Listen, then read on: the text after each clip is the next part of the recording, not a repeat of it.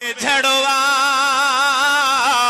रोई रोई पुकार मालिक वे झड़वा ज़िक्र फिक्र में गुजार मालिक वे झड़वा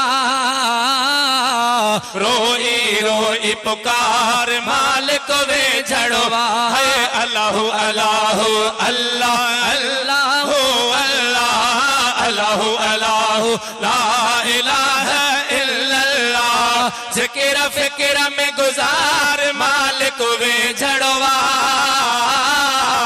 रोई रोई पुकार मालिक वे झड़वा अल्लाह अल्लाह अल्लाह अल्लाह अल्लाह केड़ो फेरो तू जी नाज़रीन असां माल मौजूद आहियूं पाने आकिल में जेकी अल शफ़ा मस्जिद में असां आहियूं अल शफ़ा मस्जिद जा कुछ मंज़र असां पंहिंजे नाज़रीन खे ॾेखारींदासीं।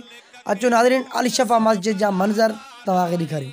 जी नाज़रीन ही कुछ मस्जिद जा अंदरों कुछ मनाज़र आहिनि जेके तव्हांखे असां ॾेखारूं था पिया।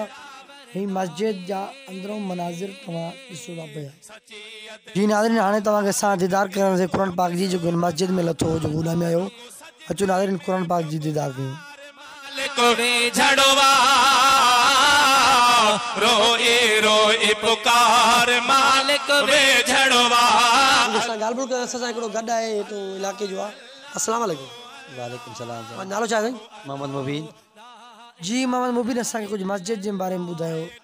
अॼु दी अल शफ़ा आहे या लथो क़ुरान शरीफ़ इहो उन खां पोइ जेको बि माण्हू अचे पियो शफ़ा माशाअल्लाह वीआई बि छॾ भई जंहिंखे पथरी हुई बिल किरी वञे पई जे पेट जो सूर हो या पासे जो सूर या कहिड़ी बि बीमारी ऑपरेशन हुयो ऑपरेशन करण हिन मस्जिद में सवाली वेहनि पिया जो इंशाअल्लाह हल करे वञे।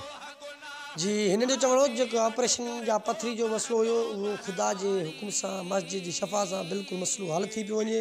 नाज़रीन तव्हां अल शफ़ा मस्जिद जा कुछ मंज़र ॾिठा। शाहीन टीवी न्यूज़ पनो आकिल नज़ीर अहमद पितावी साण कैमरामैन अब्दुल खालिक पितावी। मालिक वे झड़वा रोई रोई पुकार मालिक वे झड़वा अल्लाह अल्लाह अल्लाह।